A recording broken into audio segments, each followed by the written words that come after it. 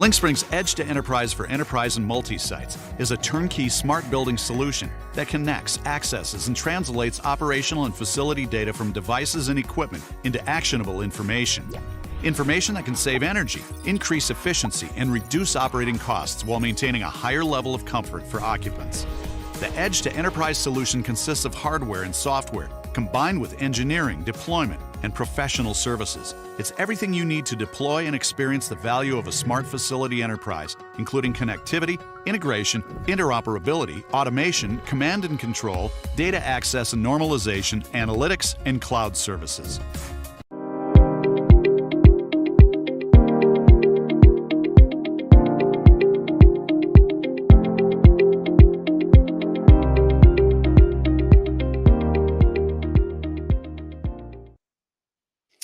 Hello, everybody, and welcome to this week's episode of Realcomm Live. So good to be with you. Like I've been doing probably for the last 6 months or so, I try to come up with a word or two to describe our episode this week. And this week, I would say extraordinary, extraordinarily important. And let me explain. So every year as we prepare for Realcomm and IBcon, we basically come up with anywhere between 200 and 300 different topics. Meaning, as we poll our 100 plus advisors on the Realcomm and 100 plus advisors on the IBcon side, they throw out every idea imaginable as it relates to real estate technology and innovation. And so the big question is, which ones do you choose? We could literally have a conference with 200 topics. Some rooms would be filled and some would not, but nonetheless, a lot of people think they are important. So what we do is we have a process and we kind of bubble up the top 50 or so. And then ultimately, we rely on our chair folks to literally help us determine what are the big topics. Because by the time we get to the conference in June, it's very important that we distill this information to make sure that the conversations are relevant, timely, and most importantly, hit right in the middle of the bullseye, those topics that everybody's interested in talking about. And this is a challenging year, as you're going to hear about in a second. So with that, I would love to bring on my guests, folks who've been around our community for a long time. Joe Rich, EVP and CIO of related companies. Jeannie Schneider, SVP and CTO of Hines. And Sineesh Keshav, Managing Director and CTO of Prologis. Good to see you all. How are you? Great. Nice to see Good. you. Good morning. Good afternoon. Yeah, and first of all, I just have to say thank you. I know how busy you are. I know the lift that you are all required to make. You work for extraordinary companies. You have extraordinary portfolios, and you are very innovative and aggressive as it relates to real estate technology. And I know what that takes. And so, giving us an hour of your time today in prep and this call is very much appreciated. So, thank you. Jeannie, why don't we start with you? Why don't you give everybody a little bit of your background and a day in the life of Jeannie Schneider at Hines? Oh, great. So thank you very much. I appreciate it. So I'm Jeannie Schneider. I've actually been with Hines. This is my 20th year. I've been in the IT industry for upwards of 30. I'm dating myself here.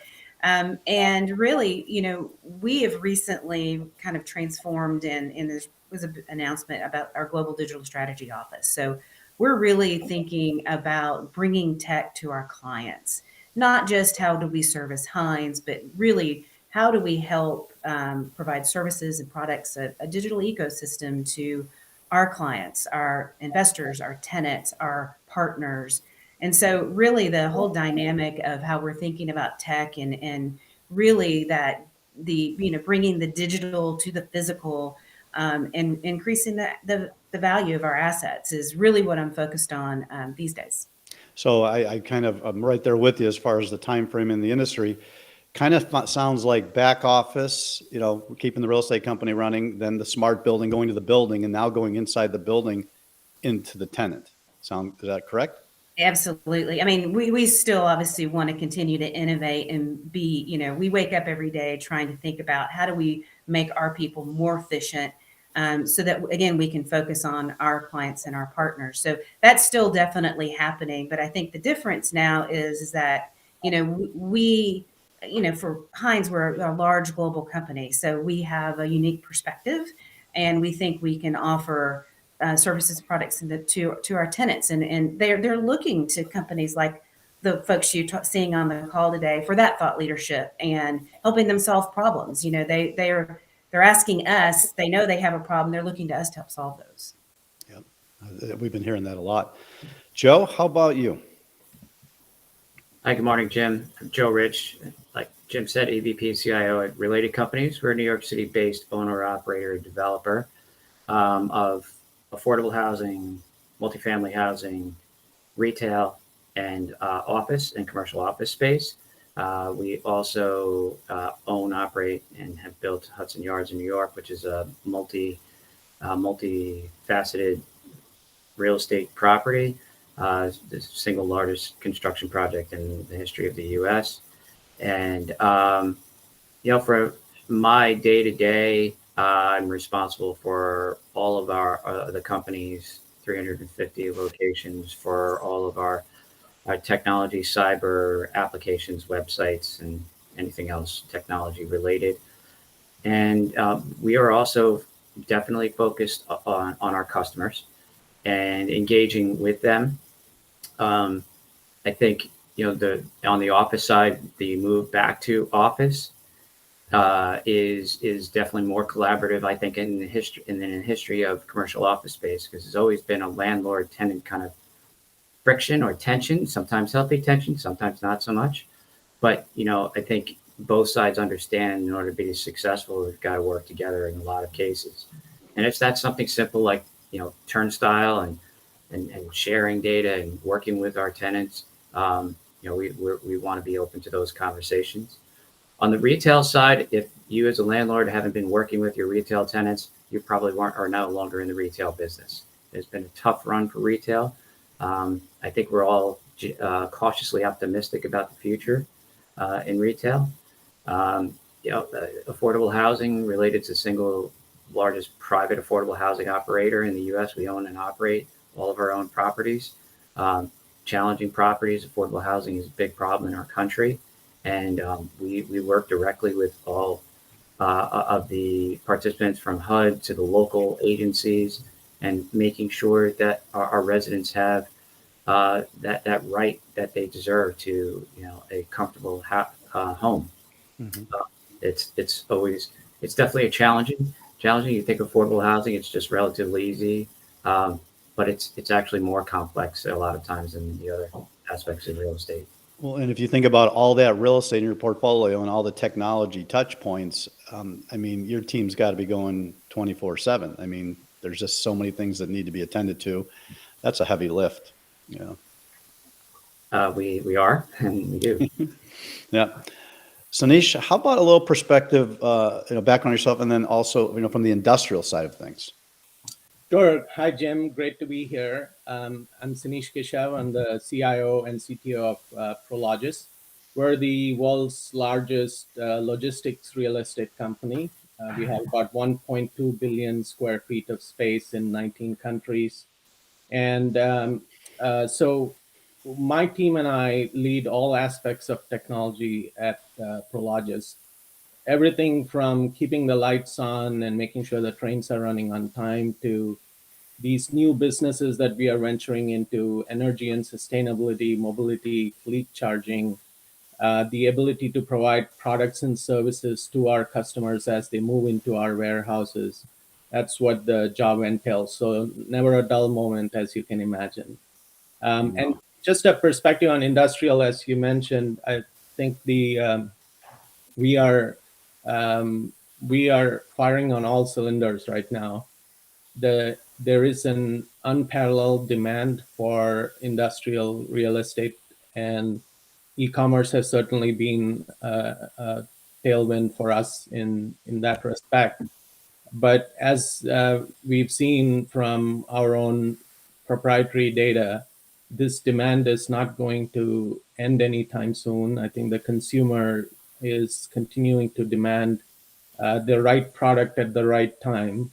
And our warehouses that are situated in some of the most urban population centers around the world, that are centers of consumption, are primed to be that gateway and that last stop before the product ends up at the consumer store. So things are looking good. And for those folks listening who may not be aware at the levels that we are, since we've been working with Prologis for so many years, in 2004, so that'd be 19 years ago, we took a delegation of real estate folks to Asia to look at innovation inside buildings, and Prologis was gracious enough to let us look at your new Tokyo facility, where you guys were one of the first, if not the first, in multi-level, industrial buildings with all sorts of innovative transportation methodologies to get trucks up to, the 10th floor. And so, as I know you're aware, Prologis has been an innovator, a consistent innovator for a very long time. And the industry, any industry, needs leaders like the three of you to, go where nobody has gone before and to show that it can be done. So. That was a great trip on many levels. So when I get up in the morning, and I typically, read the news, kind of get an idea of what's going on in the world. And I'm sure you all do as well. You read the newspapers and there's sometimes conflicting information. The sky is falling. It's going to be bright and sunny. This morning, as I mentioned on our, when we were getting ready today, Microsoft just announced, it's not going to do its campus in Atlanta at this particular moment in time, layoffs. So on the real estate side, we've got, are my tenants coming back? How much space are they taking? When I need to refinance my loans, I can't afford the interest rates. Some pretty challenging topics. And then on the tech side, we've all seen what's happened to the tech companies, general tech, over the last 6 months. That absolutely is pushing its way into the prop tech industry, right? So the same ideas. So with that in mind, of all these challenges, Joe, where are we today? I mean, is it up, down, sideways? Can your crystal ball see a little better than ours? So the question was up, down, or sideways. The answer is yes. It's all three. I think from the real estate side, I think the capital markets are in some form of dysfunction affecting all of our businesses. I don't know how long that's going to last. Again, in the paper, you read about the recession. I'm not sure, because recession usually means loss of jobs, and we have the lowest jobless rate in 53 years. So again, the contradiction. But as it affects our business, certainly interest rates and the capital markets are one of the largest drivers, impacting certainly our projects and our businesses. And I don't know how long that will last. We talk about a slow drip or a very abrupt reaction. Doesn't appear to be abrupt. It seems to be like it's going to be a longer term thing. Yeah, I mean, we all remember, the news stations in 2008, with Lehman and, people walking out with their boxes in their hands. And that was abrupt, right? As was .com, but .bomb, and then also going all the way back to the 90s, the real estate. So this one just feels, like we talked about earlier, a little slower and a little bit harder to predict. Jeannie, what are you seeing from Hines' perspective? Well, I think really what people are talking about again are fundamentals. I think we're still raising capital. I think our performance, our track record, has people still confident in real estate and the real estate investments. Being global, having multiple asset types. I think we're just being more prudent, patient about where we're placing that capital, letting the market do its correction. Don't invest too late in the process, and be there ready when things settle out. So we're trying to just look at the fundamentals and invest in the right places and not feel like we've got to place the capital because it's there, and do that. But, I think we're also taking a much deeper look into the asset types. There's aging core stock, and you mentioned it kind of earlier, which is, getting buildings, ready for carbon and get it ready for sustainability and getting it tech ready. Some really good real estate opportunities out there with buildings that are just waiting to be invested in. So, it goes back to that, what is the quality of the asset and where do people want to be? So I think we're just trying, like everyone else, to look at the data, listen to our partners, and try to make sure those investments are at the right place at the right time. One of the things we're trying to figure out, and Joe mentioned landlord and tenant, there's also tension right now between the demands of the real estate companies, struggling with lease densification, and then this debt, refinancing or valuation issue. So there's going to be pressure on real estate companies to deal with those things. And then these other new ideas that we're talking about, whether it's sustainability, carbon neutrality, immersive experiences, that takes capital investment, right? So, we say we're going to convert that office building to an apartment building, or we're going to convert that office building from the 20th century to the 21st. How do we deal with that tension of, okay, my tenants aren't necessarily paying their rent, but I got to go invest and make this property state of the art? And I'll just say, again, it's fundamentals, because I think we think a lot about the disruptive technologies and where things are headed. But honestly, if you just take a look at the smart building platform, the smart building concept, and, Jim, you guys were talking about it 15 years ago. And, and here we are now where that's becoming a foundational item for things. So I think, we're still talking about access controls and experience and, putting that digital experience into people's hands, but it's still based in the same fundamentals that happen in a building. We're just trying to digitize those. So, when you have that conversation about you're creating a digital experience for your building and it's still about fundamentals, it allays some of the concerns about you're not trying to, turn your building into a spaceship. You're trying to reduce your capex, reduce your opex, and be a responsible investor. So it still comes back to those things, I think. Yeah, but and what it does require, and no better than the three of you to understand this, it requires rolling up the sleeves, many sleepless nights, grunt, hard work, failing, succeeding, failing, succeeding. This is not a magic wand. It takes some work. And I know the three of you and your companies are dedicated to that. Sineesh, round it out. Sideways, up, down? Well, in our asset class, it is up, and all the signs are positive, but the macro trends do affect us, and we keep an eye on that. So we are being a little bit more prudent in deploying new capital, for instance, even as rents are rising and we have record occupancy. So that hasn't been necessarily a problem. From a technology standpoint, I think the thing that I keep an eye on and I worry about is that venture capital for sure is slowing down. We talked about this in our pre-conference. And as a result, the pace of innovation in technology, especially when it comes to these new areas like energy and sustainability or mobility or automation, what is that? Is the pace of innovation going to slow down as a result of some tightening of these capital markets? Is something that I am concerned about and keep an eye on because we certainly are depending on it. Well, that's definitely going to be a big topic at the conference.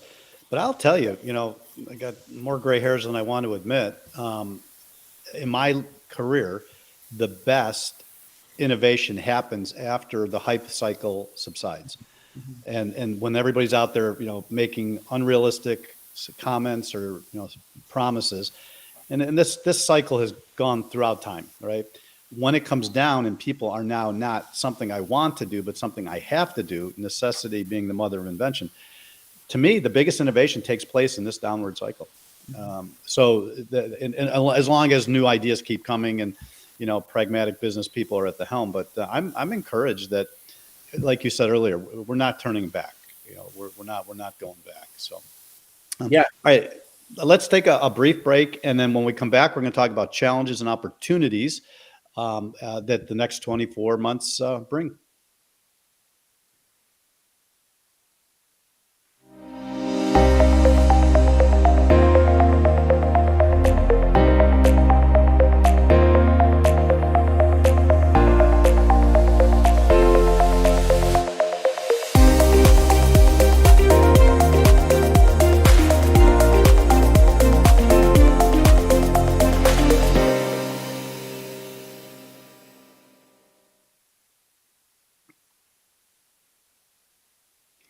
One sign of progress is our solution providers in our industry even have commercials. So that means early days it was a bad PowerPoint, right? So we've made some progress.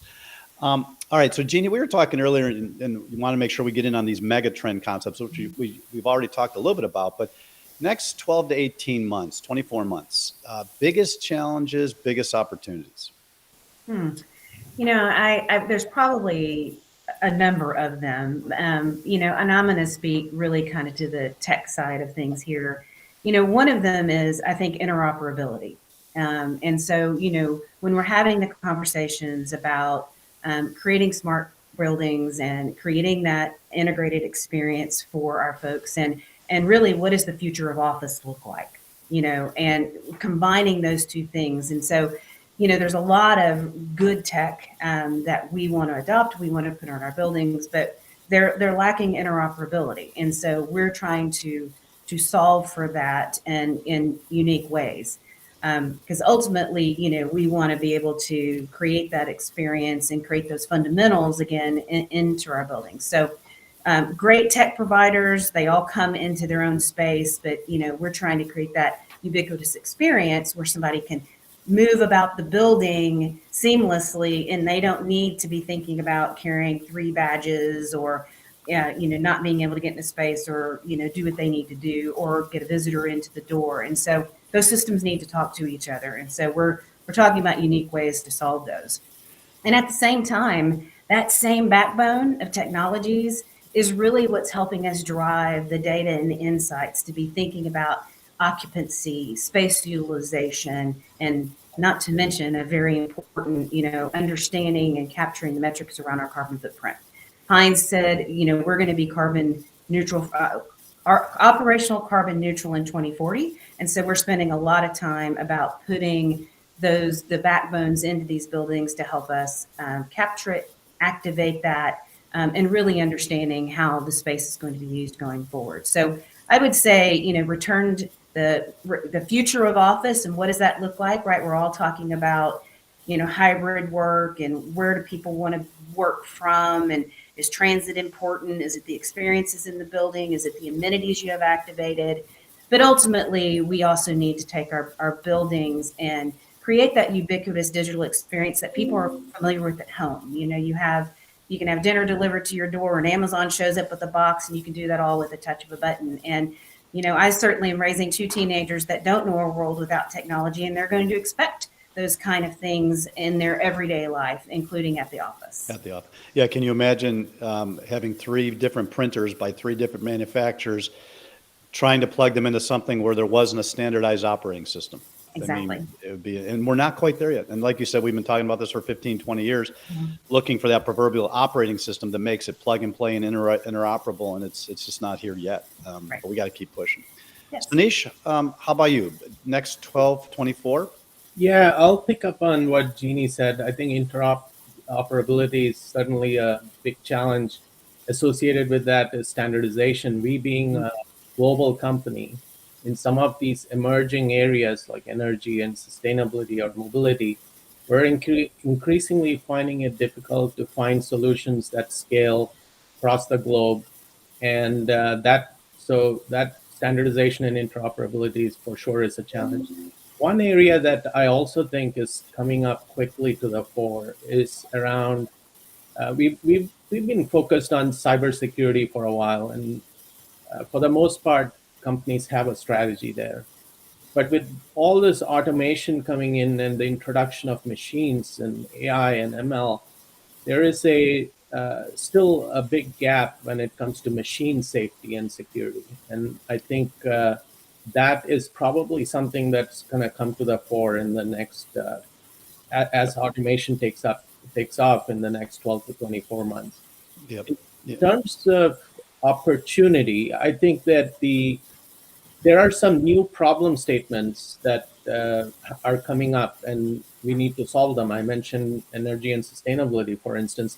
We are now the second largest on-site solar producer in the United States, and we have less than 10% of our roofs covered with solar today. So there's a tremendous opportunity, and can we scale that? And what's the solution to scale that quickly? Would be an opportunity.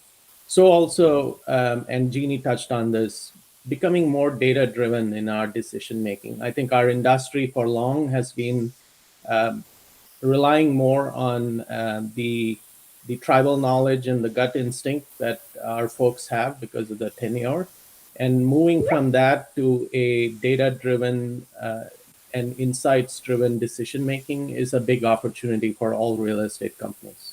Yeah, yeah. And you guys have been at the solar game probably, what, 12 years now, feels like? Yeah. And if you go the other, even a small portion of the rest of your portfolio, you're a utility at that point. Right. That's scale that not a lot of people really can bring to the market. So that's why they look to you to lead. Joe, from your vantage point, what are you seeing as the challenges and opportunities? I think, again, I'll stick with the technology theme, and I'll start with the opportunities. The opportunities, again, for automation, we've been on a journey for a number of years at this point. But what I'm seeing is the rapid change in the technological tools that are available to us, to the point where I'm not committed to one. I'm committed to anything that will get me the job done and the automation done quicker. We're using it across the board in many of our cyber activities. We're using it across the board in many of our operations, just within technology. But we also see great uses for it across our business as well. Further introduction of things like chatbots with human interaction with RPA attached to the back end of it has been terrific. And the exciting thing, again, in a challenging market like we're in, or going in, or kind of dripping through, I'll call it, is that these tools don't require a massive upfront investment and then 10 years to burn off. And to me, that makes them viable for our industry, and has great opportunity. So on the challenges side, certainly, like I said, we're in a challenging market. Our businesses have different challenges. I'm sure this afternoon I will have a challenge I'm not imagining at this point in time. But that's the advantage of having, I think, the jobs that we have and the companies that we do. Right. So unfortunately, we're out of time, and we're going to be spending the next 4 or 5 months working with you folks to make sure we hit it right across the plate, throw it right across the plate for the conference. Because as I mentioned earlier, there's easily 250 topics we could talk about, but we've got to hone it in and get the big ones up front. So in that vein, 10-second answer. I don't want you to think about it too much. Just blurt it out. Jeannie, what's the number one topic? I just want one from each of you. The number one topic we got to cover at Realcomm and IBcon to hit the bullseye. It's the obvious one. It's ESG. It's sustainability. It's carbon. Okay. Sineesh? You should have started with me, ESG. Joe? I can't go against the crowd, but I would say as a very broad topic is automation. Automation. Yep.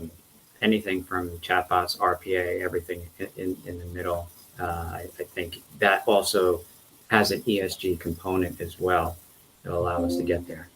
Yeah. Well, and on the ESG side, specifically the E, this is probably my third or fourth cycle on this energy conversation, going back to easily 2000.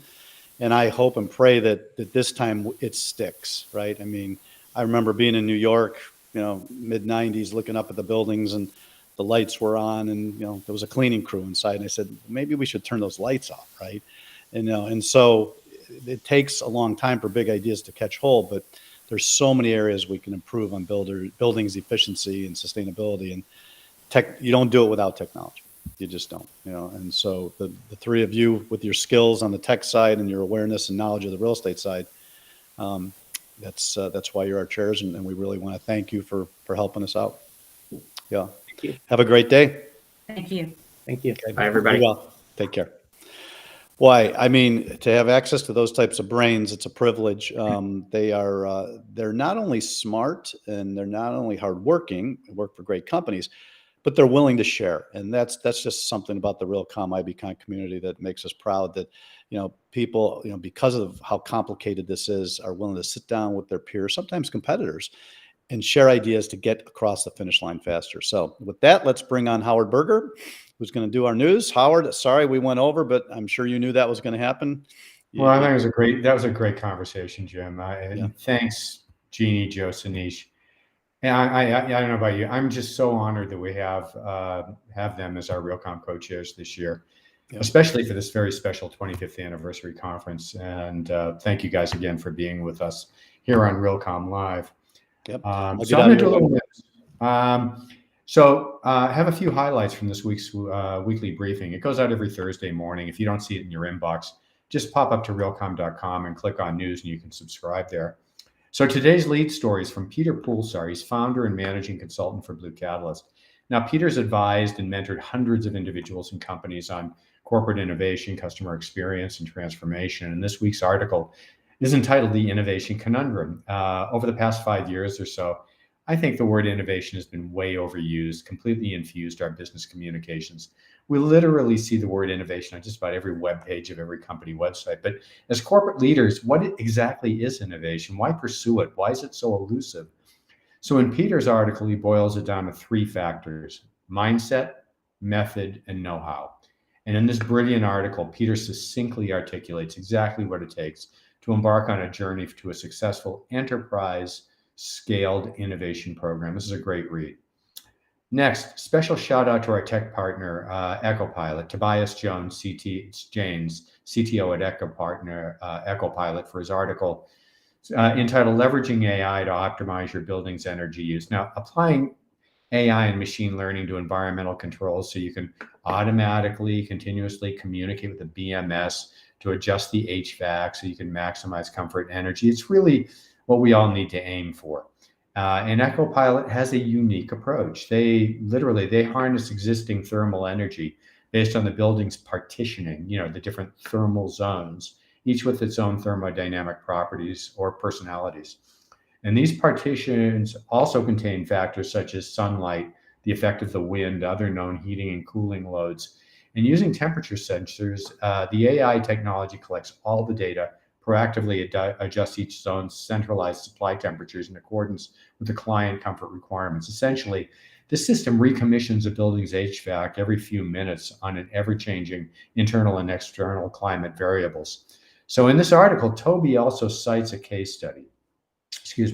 Crombie REIT's, their Cogswell Tower. It's a 50-year-old concrete office building in downtown Halifax, Nova Scotia. And EchoPilot installed their AI solution in 2018 to help save energy costs across this 14-story, 200,000 square foot asset. In 1 year, reduced gas consumption by 22%, electricity by 30%, and delivered an overall cost savings of 25% compared to the 2 previous years. Another great article. Third, for those of you who have attended Realcomm IBcon any time in the past 10 years, you know about our Smart Building Best Practice Showcase, where we bring in 30, 40 real estate execs representing some of the most iconic smart building projects from around the world, where they mix with the attendees in a very highly interactive type poster session. So every few weeks, we're sharing one of these project profiles in our weekly news briefings. And this week, we're spotlighting a 3-building project on Prologis Boulevard in Mississauga, Ontario, by the Canadian developer Triovest. Now, these buildings really representative of the value and performance fundamentals of Triovest's vision. Data intelligence and analytics drive energy reduction and sustainability features. It's yielded industry-leading certifications, including LEED, Wired Score, and BOMA Best Gold. Another great project by Triovest. Finally, and I'll wrap it up, Honeywell just released its predictions on the top 4 emerging trends they predict we'll see more of in the building operations technologies that are focused on making buildings more sustainable, safer, and comfortable for 2023 and beyond. First, number 1, acceleration of electrify everything to meet carbon and energy goals. So we're starting to see local laws prohibiting new gas hookups, very pro-electric legislation to eliminate burning fossil fuels to produce heat and hot water. Plus, the Inflation Reduction Act stimulating domestic manufacturing electric heat pumps for both commercial and residential use. Number 2 is cybersecurity, as was mentioned, in our conversation. Now is becoming embedded and integrated into digital innovation. As we hook more devices up to the internet, the cyber attacks are increasing in frequency and sophistication, and it is happening at an increasing rate that's challenging our resources to manage them. Playing whack-a-mole, we knock one down, they just keep coming. And it's clear that cybersecurity has to be a priority in the design process of anything we plan to plug into our networks. Number three, buildings need to be dynamically responsive as possible for better occupant experience and sustainability. And we do that by teaching our BMSs to take more advantage of sophisticated artificial intelligence, machine learning models to weigh conditions and demand against current occupancy, weather conditions, utility pricing, so we can optimize energy without sacrificing comfort. And finally, our cities will need to be more energy resilient in their operational plans. We're seeing more extreme weather conditions, and cities are going to need to be able to respond to power outages, especially in critical infrastructure. We'll see more widespread adoption of things like distributed energy resources like microgrids, battery storage, coupled with real-time energy management controls. So those are the big trends from Honeywell. And that wraps it up for me. Those are just a few highlights from this week's. It's getting more complex, deeper. It's easy to say, let's be sustainable, let's go green, let's do, net zero, but there are a lot of moving parts, and it's just going to take a lot of people rolling up their sleeves and digging in, like Honeywell had mentioned in that article. Yeah, and we have to figure out how to pay for it, because of a lot of these are going to require investments that don't have an immediately calculable ROI. And that was what we talked about a little bit, with the panel, with our advisors, our chairs. The functional use of a particular asset is now being questioned, right? So there's a lot of conversion that has to take place, the potential of loss of revenue during that conversion. Where does the money come from as the revenue stream from the old functional use decreases? That's a lot of tension, and that's going to take a lot of brains to figure out. So thank you, as always, Howard. Great job on the news, and have a great weekend. Okay. All right. Bye, guys. All right. Before I wrap and talk about next week's show, which is another great one, let's hear from our final sponsor, and I'll be right back. Access, manage, and measure your entire facilities portfolio. FM Systems' all-in-one workplace management platform enable facilities, corporate real estate, security, IT, and HR professionals to maximize the use of their facilities, manage real estate costs in a smart way, and ensure employees and visitors have healthy, safe, and inspiring workplace experiences. Plan against an ever-shifting, unknown world of work with FM Systems. All right. Next week's episode is one near and dear to my heart. In fact, I'm jokingly going to call it Edison was right, Tesla was wrong. It's a little play on the whole AC/DC electrical conversation. For those of you who know me a little closer, more personally, you know that the low voltage conversation has been on my interest list for a long, long time. To me, it is the holy grail. If we can turn a substantial amount of the AC, alternating current architecture in this country, into a low voltage DC, we have the capacity to significantly reduce the amount of carbon required to light. And it's not just lighting anymore. It's access control. It's all the laptops that plug into the building. It's fans inside, equipment in the ceiling. Our panel of guests next week, we are going to talk about state-of-the-art low voltage.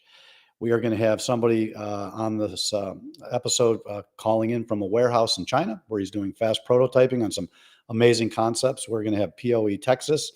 We're going to have the POE Consortium. We've got the leading edge thinkers on power over Ethernet and low voltage power to talk about the reality of getting our built infrastructure converted to a much more efficient, a much more sustainable power source. It's one of those little topics that when it blows up, it's going to change the world. And we're excited about that conversation. So thank you again to our great guests, our three co-chairs for Realcomm. Thanks to our sponsors and to the team, Realcomm team, for putting this episode together. You all have a great day and a great weekend. Be well.